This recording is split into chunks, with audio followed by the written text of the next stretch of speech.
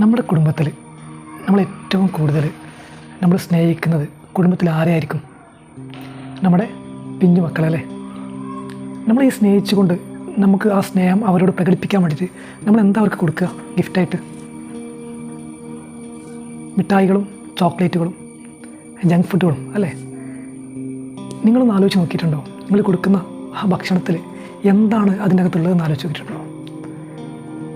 നിർഭാഗ്യമെന്ന് പറയട്ടെ, ലോകത്ത് ഏറ്റവും കൂടുതൽ മായം ചേർക്കുന്നത് നമ്മുടെ പിഞ്ചു മക്കളിലെ ജങ്ക് ഫുഡുകളാണ്. നിങ്ങളൊന്ന് ആലോചിച്ച് നോക്കുക. നിങ്ങൾ 1 രൂപക്ക് അല്ലെങ്കിൽ 5 രൂപ കൊടുത്ത് ഒരു ചോക്ലേറ്റ് വാങ്ങി കൊടുക്കുമ്പോൾ ആ 5 രൂപക്ക് ആ കടക്കാരന് എത്രമാത്രം ക്വാളിറ്റി തരാൻ കഴിയുമെന്ന് ആലോചിക്കണം. 5 രൂപയ്ക്ക് എന്താ കിട്ടുക?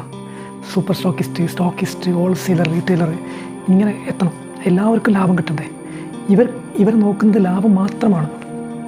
നിങ്ങളൊന്ന് ഒരു ചോക്ലേറ്റിൻ്റെ പുറത്ത് ചെറുതായിട്ട് എഴുതി വെച്ച ഇൻഗ്രീഡിയൻസ് ഒന്ന് വായിച്ച് നോക്കുക. ഒട്ടുമിക്ക എല്ലാ മിഠായികളിലും മെയിൻലി ഷുഗറുണ്ട്, മൈദയുണ്ട്, ഹൈ ഷുഗറാണ്. ധാരാളം കെമിക്കൽസ് യൂസ് ചെയ്യുന്നുണ്ട്. പല കമ്പനികളുടെയും മിഠായികളിൽ അവരുടെ കമ്പനിക്ക് വ്യത്യസ്ത ഇനം കളറുകൾ വേണം. 2 or 3 പെയിൻറ്റ് ആഡ് ചെയ്തിട്ടാണ് ആ ഒരു കളറിൽ അവർ ബ്രാൻഡ് ചെയ്തെടുക്കുന്നത്. നമ്മൾ ഈ പെയിൻറ്റും ഈ ഷുഗറും ഇതൊക്കെ കൊടുക്കുന്നത് കുട്ടിക്ക്. പിന്നെ പേരിന് 1% എങ്ങാണ്ടോ നമ്മൾ കഴിക്കുന്ന ഭക്ഷണത്തിൽ എന്തെങ്കിലും കൊക്കോ പൗഡറോ 1% ഉണ്ടെങ്കിലായി. നിങ്ങൾ മക്കളെ സ്നേഹിക്കുക. നിങ്ങൾ മക്കളെ കൊല്ലരുത്.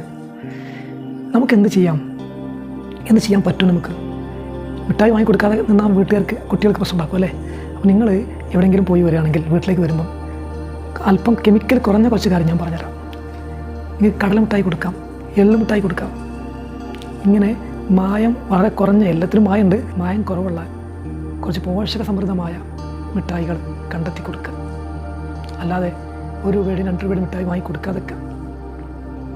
നമുക്ക് നല്ലൊരു സമൂഹത്തെ വാർത്തെടുക്കണമെങ്കിൽ നമ്മൾ തന്നെ വിചാരിക്കണം, സമൂഹം മൊത്തത്തിൽ നമ്മളെ പറ്റിച്ചുകൊണ്ടിരിക്കുകയാണ്. നമുക്ക് നമ്മുടെ മക്കൾക്ക് രോഗമില്ലാത്ത അവസ്ഥയിലേക്ക് നമ്മൾ എത്തിക്കണമെങ്കിൽ നമ്മൾ പ്രയത്നിച്ചേ മതിയാവും.